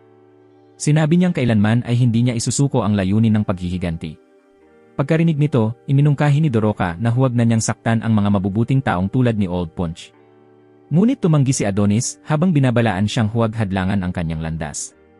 Binanggit din niya ang kakaibang kakayahan ni Doroka, isang mahika na kayang manipulahin ang mga lalaki upang sambahin siya. Nagtaka siya kung bakit noong una silang magkita, hindi ito ginamit sa kanya. Naniniwala si Adonis na si Ophelia ang nag-utos kay Doroka na dalhin siya anuman ang mangyari. Ipinaliwanag ni Doroka na dahil ito ang unang pagkikita nila, sigurado siyang hindi tatanggapin ni Adonis ang ganitong paraan. Tahimik na nanatili ang binata, patuloy na nagmamaneho ng mabilis sa ibabaw ng tubig. Pagkatapos ng mahabang paglalakbay, huminto sila sa isang abandonadong bayan. Sinabi ni Adonis kay Doroka na manatili habang siya ay mag-ikot upang mag-scout, ngunit nakiusap siya na sumama at nangakong hindi magiging sagabal. Ipinakilala rin niya ang mahiwagang bag na naglalaman ng 7 mahahalagang bagay na inihanda ni Punch, kabilang ang isang snow art ball na may kakayahang maging tolda para sa kanilang magpahinga ng magdamag. Ngunit hindi gaanong pinansin ni Adonis at siya mismo ang naunang lumakad palayo. Ang tigang na tanawin ay nagpaisip kay Doroka na ito ay isang ipinagmalas na bayan. Sumunod, pumasok sila sa pinakamalaking gusali upang maghanap ng mga palatandaan. Binalaan ni Adonis siya na mag-ingat dahil ang istruktura ay napakamatanda at sira-sira. Katapusan lamang ng babala ay nagulat si Doroka nang makakita ng mga daga na tumatakbo palabas. Ang mapanuring tingin ni Adonis ay nagpadali sa kanya na humingi ng paumanhin. Gayunpaman, ang kapalpakan ni Doroka ay patuloy na nagdulot ng iba pang abala. Palagi siyang nagkakaproblema at nagdudulot ng ingay, kaya nagalit si Adonis at nagbanta na kung patuloy siyang sisigaw, iiwan niya siya. Bigla, isang kakaibang lalaki ang bumati kay Doroka, na labis niyang ikinagulat. Lumabas na ito ay isang pulis lamang na muling nilikha sa 3-dimensional na imahe. Ipinakilala niya ang mga lugar sa gusali. Nakilala ito ni Adonis, kaya sinabi na lamang niya kay Doroka na magpatuloy. Ngunit paulit-ulit pa rin ang paghingi ng paumanhin ni Doroka at nangakong hindi gagawa ng anumang kahina-hinalang bagay. Nagpatuloy silang magsiyasat sa bawat sulok hanggang sa makarating sila sa isang lumang bilangguan. Dito, narinig ni Adonis ang pag-awit at pumasok sila, nakatagpo ang isang matandang lalaki, bumati si Doroka, ngunit hindi siya nakarinig kaya kinailangan niyang sumigaw ng malakas na nagulat siya. Nagulat ang matanda nang makita ang mga tao dahil matagal na itong hindi tinitirhan. Ipinaliwanag ni Doroka na sila ay mga manlalakbay lamang na dumaraan. Tinanong ni Adonis kung bakit siya nananatiling mag-isa. Sumagot ang matanda na siya ay bilanggo. Nang marinig ito, agad na lumihis si Adonis dahil inisip niyang puno ang lugar ng mga walang silbi at nakakadiring bagay. Ikinuwento ng matanda na sinasabi rin ng sinumang napadpad dito ang kaparehong bagay bago umalis. Ulit-ulit niyang binanggit na kahit ang mga mangkukulam na pinuksa ng mga tao ay wala na rin. Kaya bakit kailangan pa ring mamuhay ng walang hanggan sa ganitong atrasadong lugar? Idinagdag niya na minsang may panahon na bitbit ng mga tao ang napakaraming dakilang pag-asa, sabik na magsimula. Ngunit nagbago ang panahon, naramdaman niyang hindi naiiba ang kasalukuyan sa panahon ng panghuhuli sa mangkukulam, kung saan kapag may isang tao lamang na nagsalita, agad sumunod ang iba. Tinanong ni Adonis kung may alam siya tungkol sa mga kalapit na lungsod. Sumagot ang matanda na may isang lungsod na tinatawag na Momta, mga 70 kilometro sa silangan mula rito.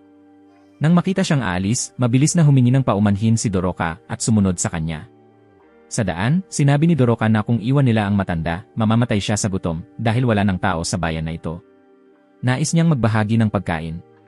Sumagot si Adonis na wala silang pakialam, sabay ituro na hindi nakasara ang pinto ng bilangguan. Ang kailangan ng matanda ay hindi pagkain, kundi katahimikan upang hindi na siya istorbohin pa. Noong panahong iyon, patuloy pa rin ang matanda sa pagbulong ng paumanhin sa kanyang yumaong asawa dahil hindi niya natapos ang hindi natapos na kanta. Pagkatapos, mahigpit niyang hinawakan ang kamay nito at umiyak, sinasabi na wala na ang mga nagkulong at nagpatay sa kanya. Mula ngayon, maaari na silang magsama magpakailanman. Gayunpaman, pinaparatang pa rin niya ang sarili dahil hindi niya naprotektahan ang minamahal niya. Matapos marinig ang mga paliwanag ni Adonis, nanatiling tahimik si Doroka. Sa wakas, ipinagpatuloy nila ang kanilang paglalakbay patungo sa lungsod ng Momta, hindi nagtagal. Pareho nilang nakita ang tarangkahan na patungo sa lungsod estado. Hinala ni Doroka na tiyak gagamit si Adonis ng dahas, at sa katunayan, balak niyang kumilos ng ganoon. Inisip niya na ang isang malaking lungsod na tulad nito ay tiyak may napakaraming sundalo at napakalaking arsenal, kaya kahit gaano kalakas si Adonis, mahirap iwasan ang panganib. Naisip ni Doroka ang ideya ng laro ng bato-papel gunting upang alamin kung sino ang mananalo, at ang talo ay kailangang sumunod, ngunit mariing tinanggihan iyon ni Adonis. Pagpasok nila, lumingon-lingon siya at napansin na ang paligid ay puro guho lamang. Ang kawalang buhay na iyon ay nagpaiyak kay Adonis dahil saan man siya tumingin ay puro walang silbing lugar na wasak na. Biglang tinawag siya ni Doroka para huminto dahil may babae sa harap. Agad siyang tumakbo patungo sa kabilang panig habang pinaalalahanan siya ni Adonis na mag-ingat. Nang makita niya ang taong nasa bingit ng kamatayan, mabilis na tinanggal ni Doroka ang kanyang balabal upang takpan ito. Gayunpaman, patuloy niyang naririnig ang taong iyon na inuulit ang mga salitang, "Bilisan mo," kaya inisip niyang may hinahabol siya.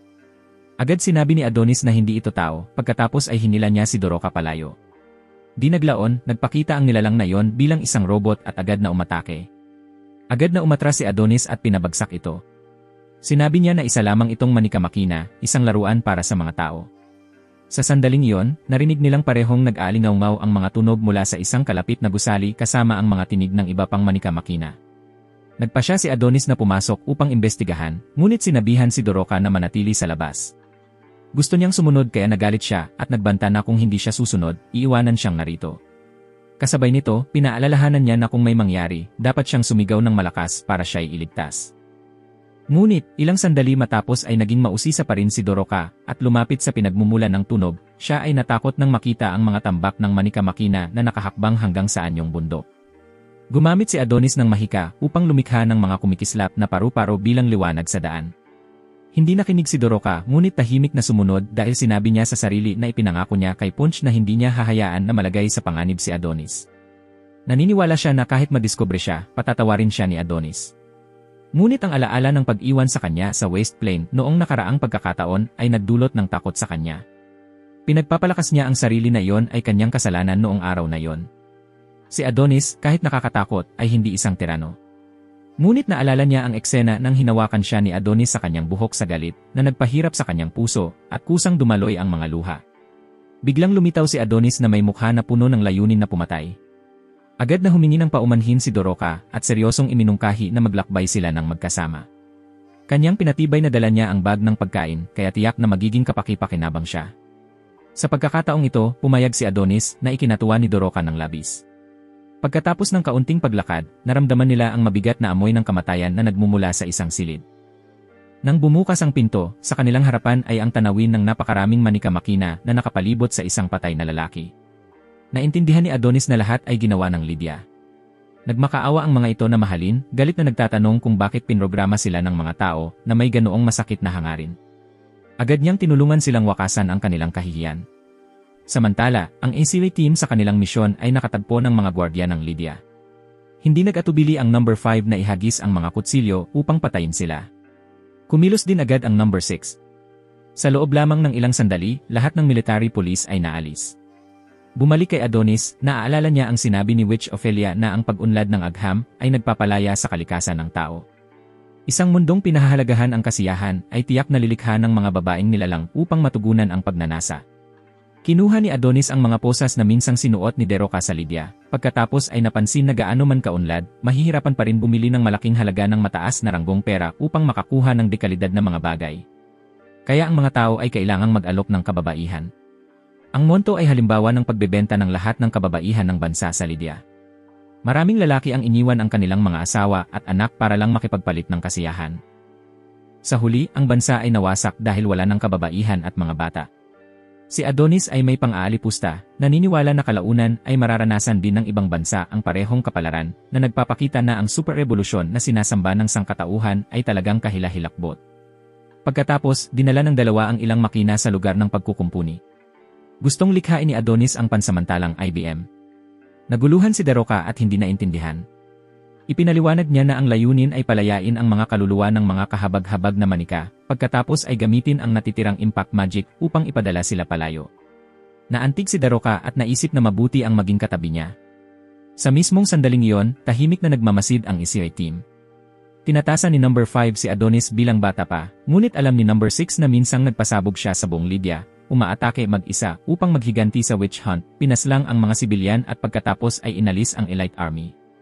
Naniniwala silang kahit hindi nais makialam ng bansa sa mga witches, kung makokontrol nila ang Lydia, kailangan pa rin nilang samantalahin. Pareho nilang iniisip na kung makakamit nila ang malaking tagumpay, tiyak na gagantimpalaan sila at makapamumuhay ng magkasama sa kabisera. Kaya nagpasya silang kumilos. Si number 5 ang haharap kay Adonis habang si number 6 naman ay kay Daroka. Samantala, si Shiro ay tahimik ding nagmamasid at nakangisi ng kasamaan. Hindi nagtagal, nagharap ang dalawang panig. Ang matandang lalaki ay hindi nagpakita ng takot sa harap ng mga atake. Si Daroka sa panahong iyon ay naglatag ng memorial tablet bilang pahingahan para sa mga manika. Malupit na sinabi ni Adonis na walang silbi ang pag-iyak. Ang paggawa ng libingan o pagdarasal ay paraan lamang ng mga buhay upang takasan ang realidad. Ang tanging bagay na makakapagpaliwanag ay ang pagpapabayad ng tao sa presyo. Iba ang pananaw ni Daroka. Kaya sinabihan siya ni Adonis na manatili, sabi niya ay napatay na niya ang napakaraming witches, kaya pinapayuhan siyang pag-isipan muna ang pagsunod sa kanya. Agad na inilabas ni Daroka ang manika nila upang maiwasan ang pagtatalo. Inamin pa niya na may kasalanan din ang mga witches sa paggamit kay Adonis. Gusto ng tao ng isang kasangkapan, kaya kinidnap siya upang ibalik si Chloe. Nang marinig ito, lumambot si Adonis at humingi ng paumanhin, iminungkahi na magpatuloy silang magkasama. Lubos na natuwa si Daroka, iniisip na magkaibigan na sila, ngunit sinabi ni Adonis na itapon niya ang pangit na manika kung nais niyang tanggapin siya. Nagbiro si Daroka na eksaktong kamukha niya ito, at ipinagmamalaki pa na kaya niyang kumanta. Bigla namang lumitaw si Shiro, pinutol ang kanyang biro. Sinabi niya na itigil na ang pagpapalambing dahil naiinggit siya. Bago makagawa ng kilos si Adonis, sinira na ni Shiro ang kotse at idineklara na dumating siya ngayon para kunin ang kanyang buhay. Hindi umatras si Adonis ngunit nakaramdam ng kasabikan dahil matagal na siyang hindi nakatagpo ng karapat-dapat na kalaban para patayin. Sa panahong iyon, tahimik na nagmamasid si Charmy at ang kanyang mga kasama, sinusubaybayan ang bawat galaw ni na Adonis at Daroka. Ang tanging tunog sa silid ay ang malumanay na paghinga at mga tunog mula sa surveillance system. Ang dahilan kung bakit nasusubaybayan nila ang kanyang galaw ay dahil ang illegal na teleportation coordinates na ginamit ni Adonis ay nakaimbak pa rin sa server. Kitang-kita sa mga mata ni Charmy ang pagod, malamig niyang sinabi kay Shiro na agad na ayusin si Adonis dahil ayaw niyang pahabain pa ang misyon at lalo na ayaw mag-overtime. Ngunit hindi nagmamadali si Shiro. Sumagot siya na bihira nagkakatotoo ang mga sinabi noon at gusto niyang kontrolado niya ang lahat. Samantala, nakaramdam si Adonis ng tumitinding kaba sa kanyang puso. Hindi niya inaasahan na madiskubre siya ng ganito kabilis. Nang makita si Shiro na may hawak na dalawang ulo ng tao sa kanyang mga kamay, nakakulubot ang noo ni Adonis at tinanong kung kanino iyon. Ngumiti ang matandang lalaki ng nakakatakot na ngiti habang nilalaro ang mga nakakakilabot na bagay, pagkatapos ay kaswal na sumagot na ito ay mga hindi inimbitahang bisita, na kanya nang tinanggal ilang minuto na ang nakalipas upang hindi makaistorbo. Ang sagot ay nagpaiyak sa galit kay Daroka. Malakas niyang sinabihan si Shiro na itigil agad ang karumal-dumal na laro, ngunit sa isang iglap, sumugod na ito, mahigpit na hinawakan ang kanyang mukha bilang pagpapakita ng otoridad at babala. Hindi na matiis ni Adonis ang pangyayari. Mabilis niyang itinulak si Daroka sa likod niya, pagkatapos ay agad na naglabas ng isang summoning spell upang harapin ang mapanganib na kaaway sa harap niya. Ngunit bago pa man siya makakuha ng kalamangan, nakatanggap siya ng suntok na kasing bigat ng martilyo, at ang kanyang katawan ay nahagis halos 8 metro palayo. Hindi niya hinayaang matumba, agad na tumayo si Adonis at pinaputok ang sunod-sunod na bala patungo kay Shiro. Gayunpaman, nanatiling kalmado ang matandang lalaki at iniiwasan ang lahat na parang laro lamang ito. Inipit ni Adonis ang kanyang mga ngipin, pinokus ang kanyang lakas, pagkatapos ay pinaputok ang isang higanteng bala. Nang makita ito, nag-alala si Charmy sa labas at maingat na pinaalalahanan si Shiro na huwag direktang harangin ang atake. Lumuhod si Shiro, hinayaan ang nakakatakot na bala na dumiretso, pagkatapos ay mabilis na sumugod patungo sa kinaroroonan ni Adonis. Sa agarang sitwasyon, hindi inisip ni Doroka ang panganib at ginamit ang magic ng pag-ibig na taglay niya upang pigilan si Shiro. Nang makita ang kanyang tapang, habang umiwas si Adonis, pinuri niya na mahusay ang ginawa ni Doroka, kasabay ng hangarin na samantalahin ang pagkakataon upang pilitin si Shiro na ipakita ang kanyang kakayahan pati na rin ang uri ng sandata na ginagamit niya. Ngunit nangyari ang hindi inaasahan. Ganap na walang bisa ang spell ni Doroka.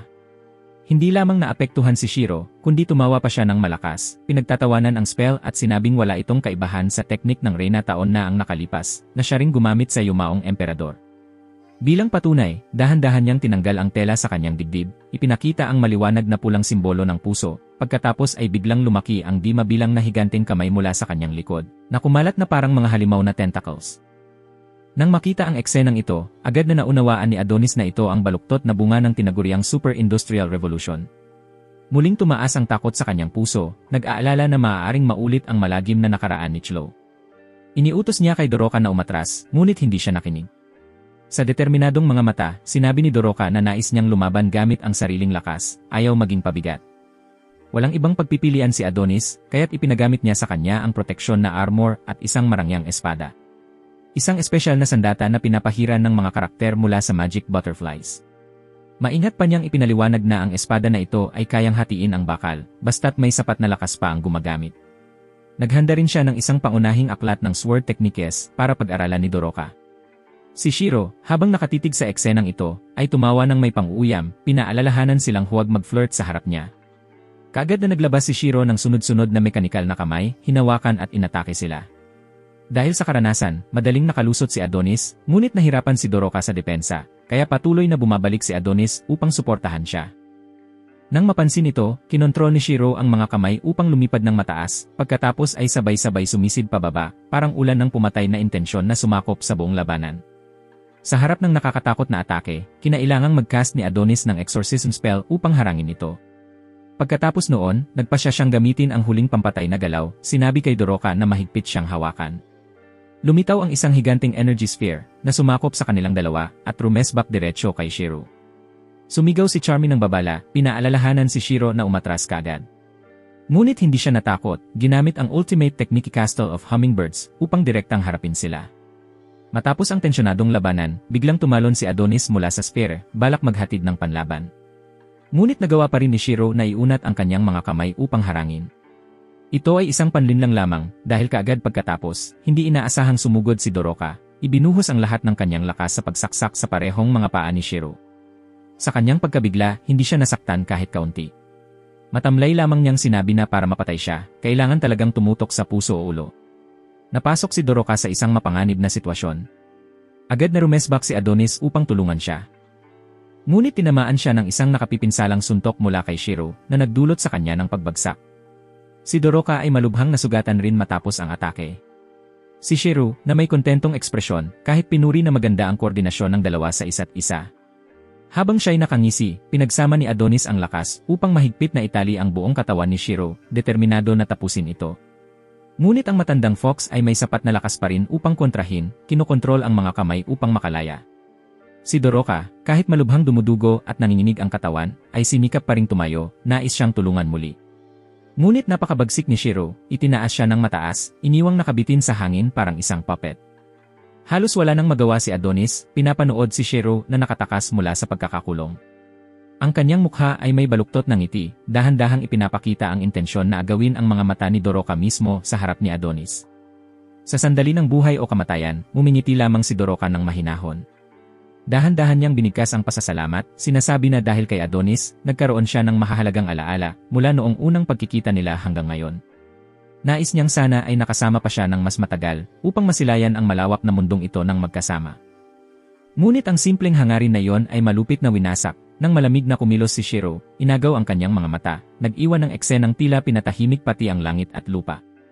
Sumigaw siya sa sukdulang kirot, ang tunog ay umalingaw-ngaw na parang sinusunog ang hangin, ikinagulat si Adonis at agad na nagpabalik sa kanya sa trahedya ni Chlo ilang taon na ang nakalipas, isang alaala na hindi kailanman nawala. Sa harap ng kanyang mga mata, tila nauulit ang lahat, ang kawalang malay at kawalan ng pag-asa na bumabalot sa kanyang puso, hinihikayat siyang bumangon ng buong lakas.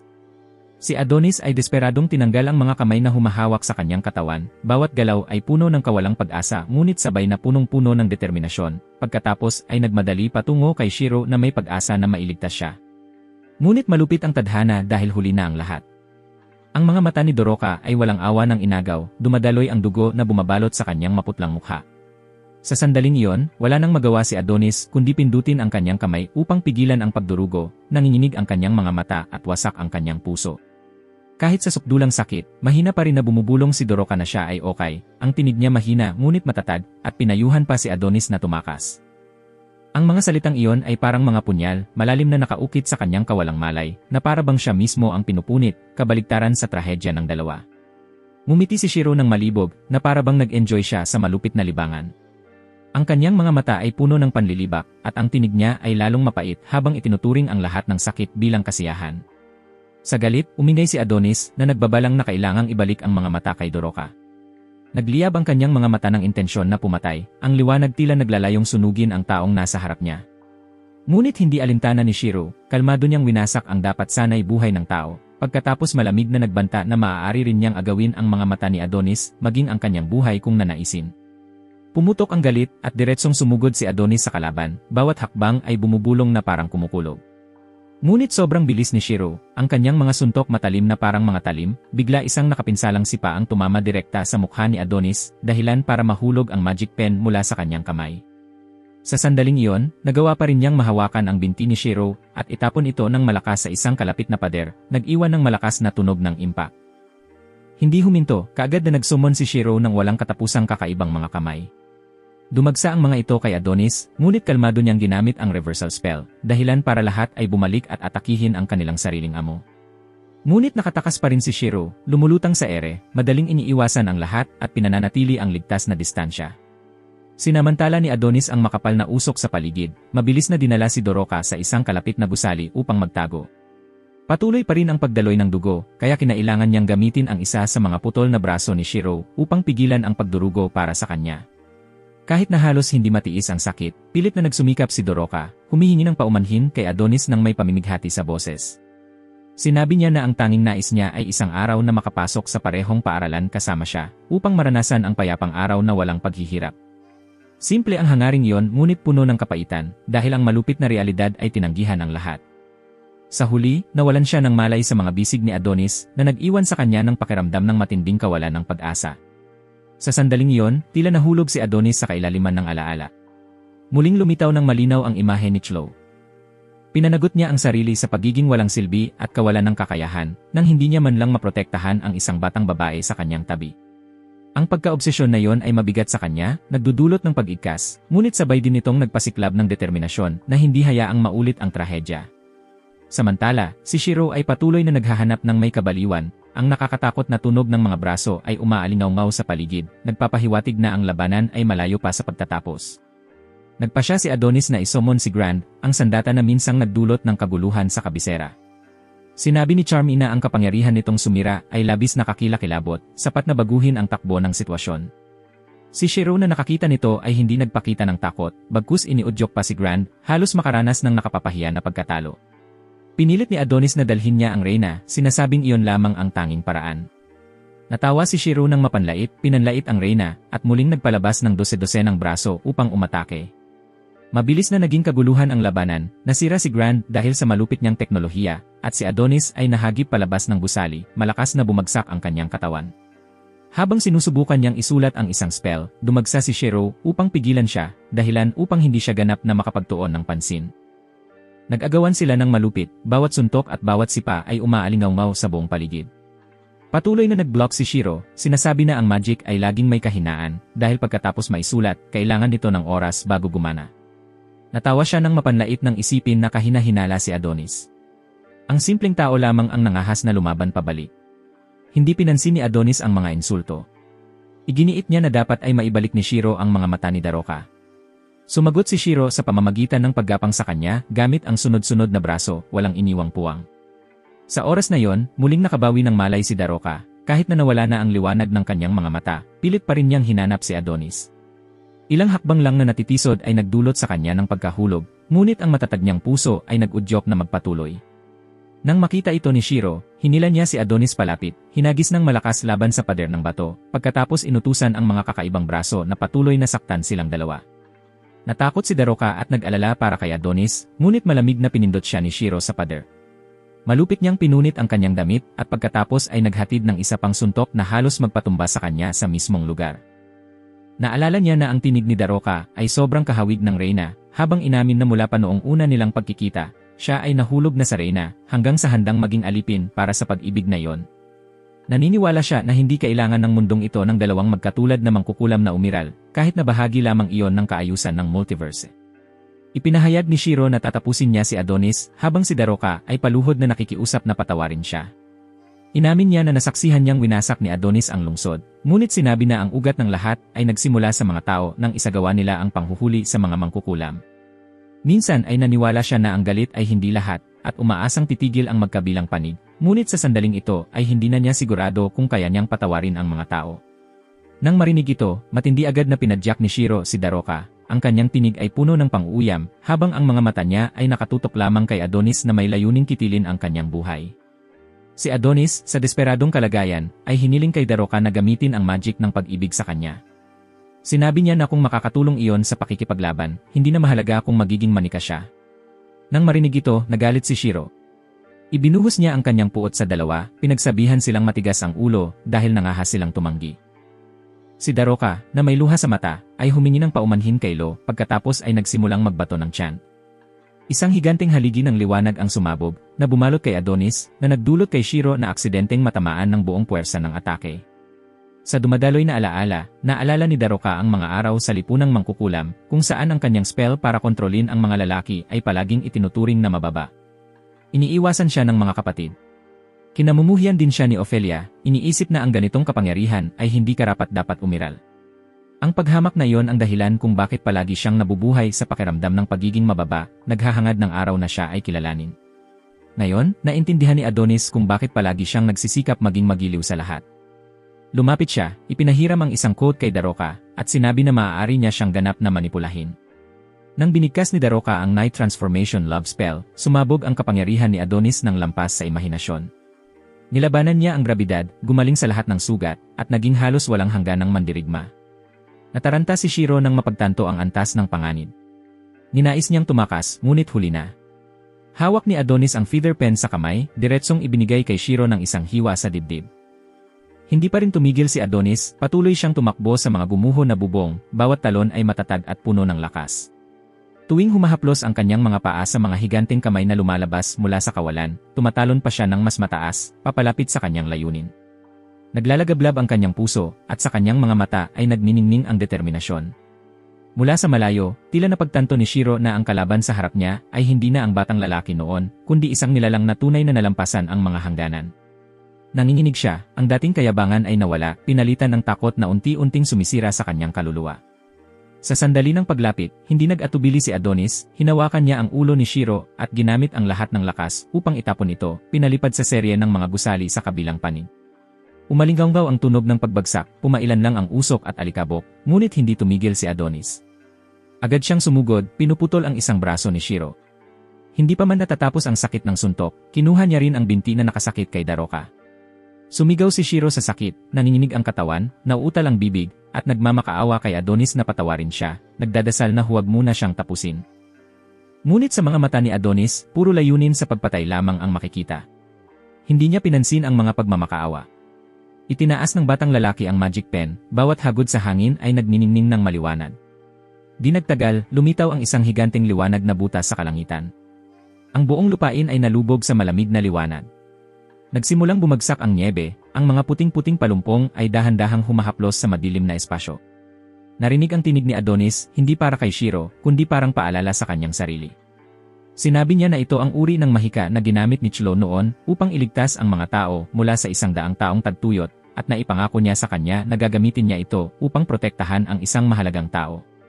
Sa puntong ito, labis na natakot si Shiro, ang kanyang mukha ay na-distort sa takot. Nauunawaan niya na kung makukumpleto ang formula, lahat ay magwawakas. Kinailangan niyang ituon ang lahat ng kanyang panloob na enerhiya, isang serye ng higanting kamay ang sumabog mula sa kanyang katawan upang atakihin si Adonis. Ngunit tila walang saysay ang lahat.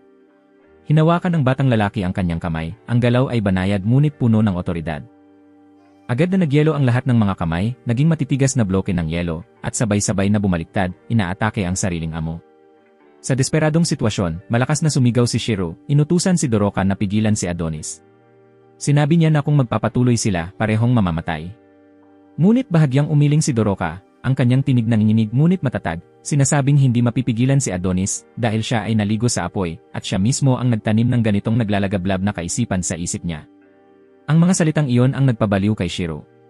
Ang kanyang mukha ay nagkakadistort, ginamit ang lahat ng lakas upang sumugod kay Adonis. Ngunit bago pa siya makatakbo, isang malamig na hiwa ang kumalas sa isa pang braso. Sa puntong ito, halos na kumpleto na ni Adonis ang teknik. Ang kalangitan ay naging dalisay na puti, ang lamig ay humihiwa sa laman at buto, ang buong espasyo ay tila malapit ng mabasag dahil sa temperatura ng absolute zero. Nakakita si Chami ng eksenang iyon at nanginig, pinapayuhan si Shiro na mabilis na tumakas. Ngunit sa kanyang puso, malinaw na alam niya na wala ng daan ng pagtakas. Halos ang buong katawan ni Shiro ay nagyelo na. Mga piraso ng yelo ang pumutok mula sa kanyang katawan, hinaharangan ang lahat ng pag-asa. Sa sandaling iyon, winasak ni Adonis ang aparato ni Shiro. Agad na naging isang higanting yelo ang buong lugar. Sa waste plain, ang mga taong abala sa kanilang buhay ay biglang nakaramdam ng kakaibang lamig. Bawat matalim na hangin ay humahaplos sa kanilang laman, nagpapapanginig sa lahat. Si Old Punch na nakatayo sa taas, nakita mula sa malayo ang nabubuong higanting snowstorm, at nagmamadaling iniutos sa lahat na agad maghanap ng silungan, kung hindi ay magyelo silang lahat. Ngunit nang mas maingat na obserbahan, napansin niyang ito ay hindi ordinaryong nyebe, kundi isang malupit na hailstorm dahil sa sira ng kagamitan. Samantala, nagbigay rin ng babala ang mga human weather satellite. Ang temperatura sa lugar ay bumababa sa nakakakilabot na bilis. Ang signal mula kay Shiro ay tuluyang nawala. Walang nakakaalam kung siya ay buhay pa o patay na. Agad na iniutos ni Charmy na lumipat sa isa pang satellite image, at nang lumabas ang screen, lahat ay nabigla sa makita ang isang higanting bagyo na sumasakop sa buong rehiyon. Kailangan ring aminin ng taong bagong bumalik na si Adonis ay tunay na hindi ordinaryong tao. Sa huli, nawala rin ang snowstorm, ngunit hindi pa rin naintindihan ng mga tao ang nangyari. Tanging si Old Punch ang nanatiling tahimik, mabigat ang titig. Alam niya na ang ganoong kakilakilabot na kapangyarihan ay kayang lipulin ang lahat, at tanging umaasa lamang siya na ligtas ang mga nasa gitna ng bagyo. Si Adonis ay lubos na napagod. Sa isang sandali, pakiramdam niya ay naroroon si Chloe sa kanyang tabi, mahinang nagbibigay aliw, bago muling nawala, bumalik sa langit kung saan siya nararapat. Nagising si Doroka, mas mainit ang katawan dahil sa armor na ginawa ni Adonis sa oras upang protektahan siya. Ngunit ang binata ay bumagsak, ubos na ang lakas, kaya napilitan si Doroka na alisin ang love spell. Nanginginig niyang sinuri ang tibok ng puso, at agad na nagdiwang nang mapansin niyang buhay pa rin ang puso ni Adonis, bagaman mahina. Si Shiro noon, kahit halos nawala na, ay nakapagsalita pa rin. Sinabi niya na si Adonis at Doroka ay kahawig ng reyna noong bata pa, at inutusan na kung sakaling makilala nila siya, sabihin na ginawa niya ang lahat ng makakaya, kahit hindi niya naibalik ang incarnated divine spirit. Sa mga salitang iyon, si Shiro at ang yelo ay tuluyang nawala, naglaho sa kawalan. Ngunit sa huling sandali, pinangarap pa rin niyang makasama ang reyna sa ibang mundo. Pagkatapos ng lahat, unti-unting muling nakabawi ng malay si Adonis. Nangako siya na hahanap siya ng paraan upang pagalingin ang mga mata ni Doroka. Kinabukasan, ang tanawin ng Reyna Dorothea na nagjo-jogging sa gitna ng lungsod ay ikinatuwa ng mga tao. Nagkakaguluhan ang mga reporter upang makakuha ng record na ipapalabas sa lahat ng dako. Nanatiling magiliw ang reyna, nakangiti at bumabati, na nagdulot ng higit pang paggalang mula sa lahat. Nag-alala ang kanyang mga gwardiya sa kanyang paglabas mag-isa, pinapayuhan siya na kailangan niya ng escort. Ngunit tiniyak ni Dorothea na hindi siya nararamdaman na delikado, at binigyang diin na naghihintay siya ng balita mula sa mga monarko. Kung hindi sila magiging maayos, mapipilitan siyang simulan ang digmaan. Samantala, si Adonis ay mahinahong ipinabalot si Doroka ng coat upang panatilihing mainit ang katawan nito at humingi ng paumanhin sa pagbago ng lugar na ito sa yelo. Si Doroka, matapos ihagis ang love spell, ay malinaw na naramdaman na ang damdamin sa puso ni Adonis ay nakalaan pa rin lamang kay Chloe. Naramdaman niya ang hiya, ngunit tiniyak ni Adonis na ang lahat ay voluntaryong desisyon. Inamin niya na si Shiro ay isang kakilakilabot na kalaban, at kung nag-isa sila, marahil matatalo siya. Napakumpiyansa ng binata sa lakas ng tao. Nang sinabi niya kay Doroka na itaas ang kanyang bangs, nag-atubiling humingi ng paumanhin si Doroka dahil natakot siyang pangit ang anyo. Ngumiti si Adonis, sinabing clumsy siya, minsang pabigat, pero napakabuti ng kanyang puso. Binaliwala niya ang kanyang dating paninisi, umaasang magiging mabait si Doroka sa kanyang sarili. Akala ni Doroka ay niyayakap siya nang ipinaliwanag ang bandages sa kanyang mga mata, ngunit bahagyang tinap ni Adonis ang kanyang ulo na ikinainis niya. Tiniyak niya na ang pag-ibig ay para lamang kay Chloe at ang love spell ay hindi makakaapekto sa kanya. Matapos tapusin ang pagbabalot, nagpatuloy sila sa kanilang paglalakbay. Sa daan, nadapa si Doroka. Agad siyang hinawakan ni Adonis at hinila pabalik. Naalala niya ang pangakong magtutulungan sila. Sa parehong sandali, nagising si Yuki mula sa kanyang mahabang koma. Bumalik ang diyosa ng digmaan, ipinahayag na siya ay maghihiganti para kay Yamato. Sa lahat ng ito, unti-unting naunawaan ni Doroka na ang landas ng paghihiganti ni Adonis ay hindi mali.